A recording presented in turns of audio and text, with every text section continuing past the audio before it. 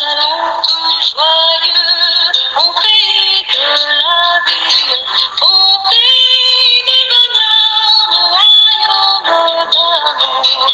Vous qui marchez encore, sondez dans la folie, vous dites évoluez-vous, il va venir ce jour. Voulez-vous, il va venir ce jour. Oh, voulez-vous venir à ce Dieu de l'amour. Si tu obéis à la voix de l'Éternel ton Dieu, en observant et en mettant en pratique tous ces commandements que je te prescris aujourd'hui, l'Éternel ton Dieu te donnera la supériorité sur toutes les nations de la terre. Amen. Nous trouvons ces paroles dans le livre du Deutéronome, au chapitre 28, le verset 1. Bonjour, bonjour mes amis de la méditation quotidienne. Comment allez-vous en ce 4e jour de la semaine? J'espère que vous allez bien et que vous êtes prêts à découvrir notre histoire biblique de la semaine. Dieu a toujours une sortie pour toutes les situations difficiles. La seule chose qu'il nous demande, c'est d'être courageux et de garder ses commandements. Amen. À l'heure où la fidélité à Dieu devient une épreuve de chaque jour, ne suivons pas la foule, mes amis. Oh non, ne suivons pas la foule, mais restons fidèles à Dieu en toutes choses. Amen.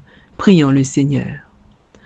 Tendre Père des cieux, nous te disons merci pour ton amour, pour ta miséricorde envers nous, pour le sacrifice de Jésus-Christ, notre Seigneur et Sauveur. Ô Père, qu'il est bon d'être à tes pieds en ce matin pour te louer, pour t'adorer, toi le seul vrai Dieu. Merci pour le souffle de vie que tu conserves en nous jusqu'à maintenant. Ô Père, nous te demandons pardon pour nos fautes. Lave-nous, purifie-nous dans le sang de l'agneau et aide-nous chaque jour à refléter le caractère de Jésus-Christ. Merci encore pour le verset d'introduction de ce matin. Oui, Père, aide-nous à garder tes commandements, à te faire confiance quoi qu'il advienne, à te rester fidèle. Merci encore pour toutes ces paroles. Nous te prions pour toutes les personnes qui passent par des moments difficiles. Puisses-tu intervenir. Merci encore pour tout. Je ne t'ai pas prié parce que je suis bonne et digne à tes yeux, mais je t'ai prié dans le précieux nom de Jésus-Christ, ton Fils, qui vit et qui demeure au siècle des siècles. Amen. Mes amis, notre histoire biblique de ce matin a pour titre « Les espions ». Notre verset à mémoriser, nous le trouvons dans le livre des Nombres, au chapitre 13, les versets 27 à 28, qui nous disent ceci. « Voici ce qu'ils racontèrent à Moïse. Nous sommes allés dans le pays où tu nous as envoyés. À la vérité, c'est un pays où coule le lait et le miel, et en voici les fruits. Mais le peuple qui habite ce pays est puissant. Les villes sont fortifiées, très grandes. Nous y avons même vu des enfants d'Anak. » Nous trouvons le récit historique dans le livre des Nombres, au chapitre 13, les versets 1 à 28, qui nous disent ceci.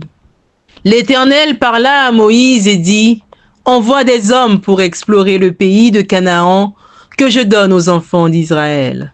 Tu enverras un homme de chacune des tribus de leur père.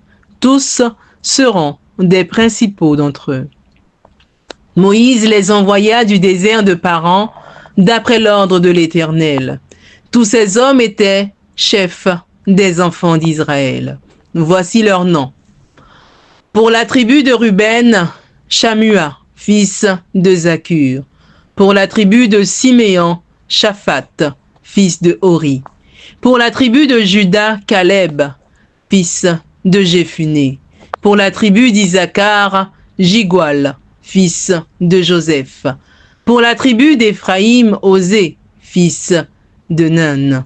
Pour la tribu de Benjamin, Palti, fils de Raphu. Pour la tribu de Zabulon, Gadiel, fils de Sodi. Pour la tribu de Joseph, la tribu de Manassé, Gadi, fils de Suzi. Pour la tribu de Dan, Amiel, fils de Guémali. Pour la tribu d'Azer, Sétur, fils de Michaël. Pour la tribu de Nephtali, Nagbi, fils de Vopsi. Pour la tribu de Gad, Gehuel, fils de Maki. Tels sont les noms des hommes que Moïse envoya pour explorer le pays. Moïse donna à Osée, fils de Nun, le nom de Josué.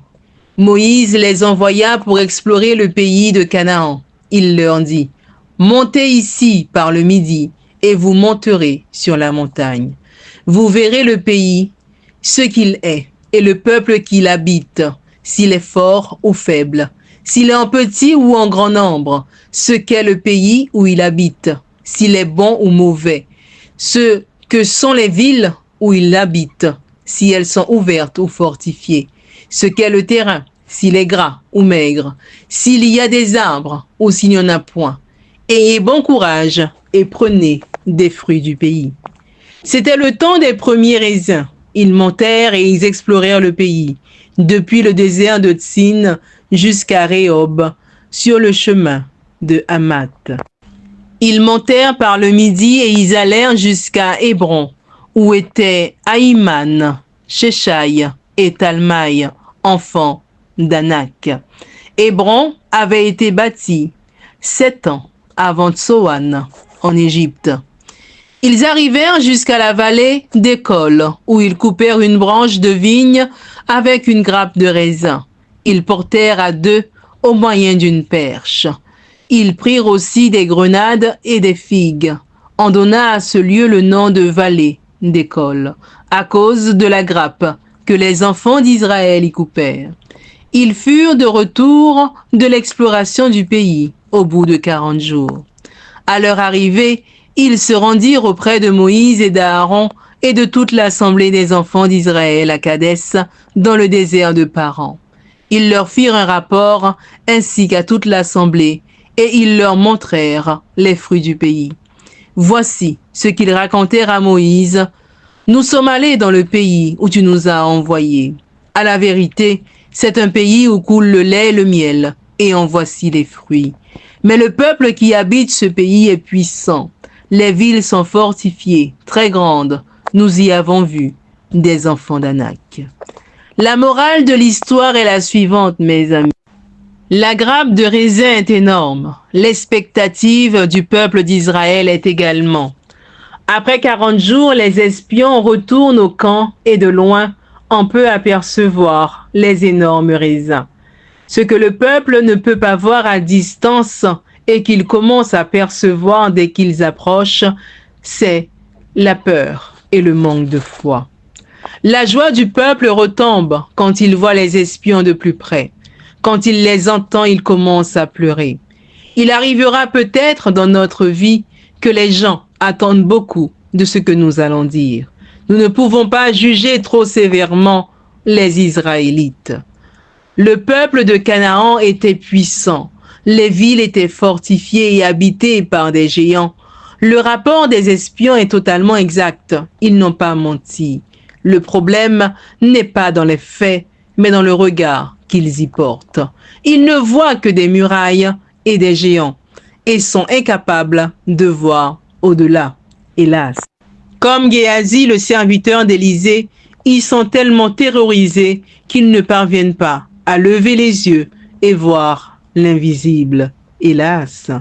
Le lait et le miel qui coulent ne suffisent pas pour encourager les espions peureux, qui sont tous des princes d'Israël. Les promesses de Dieu qui les a menés jusque-là deviennent des paroles vides. Il se fie à leur sens qui les persuade qu'ils ne peuvent pas affronter une telle situation tout seuls. Nous non plus, nous ne sommes pas tout seuls. Amen. Notre histoire biblique de cette semaine avait pour titre Les espions. Notre verset à mémoriser, nous le trouvons dans le livre des Nombres, au chapitre 13, les versets 27 à 28, qui nous disent ceci. « Voici ce qu'ils racontèrent à Moïse. Nous sommes allés dans le pays où tu nous as envoyés. À la vérité, c'est un pays où coule le lait et le miel, et en voici les fruits. Mais le peuple qui habite ce pays est puissant. Les villes sont fortifiées, très grandes. Nous y avons même vu des enfants d'Anak. Oui, mes amis, peut-être ne voyons-nous que le géant terrifiant devant nous qui nous regarde dans les yeux.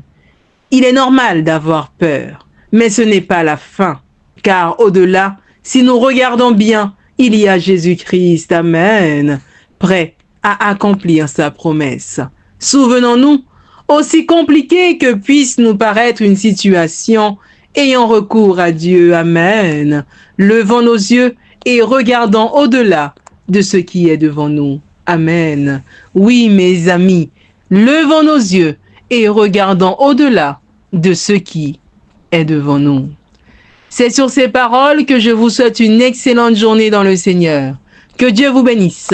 Et je vous dis à vendredi, Dieu voulant, pour notre récit historique de la semaine.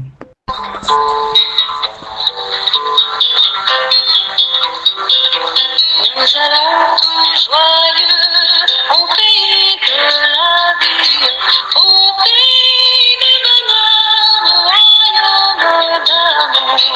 Vous qui marchez encore, sans Dieu dans la folie, vous dites, voulez-vous y venir dès ce jour? Voulez-vous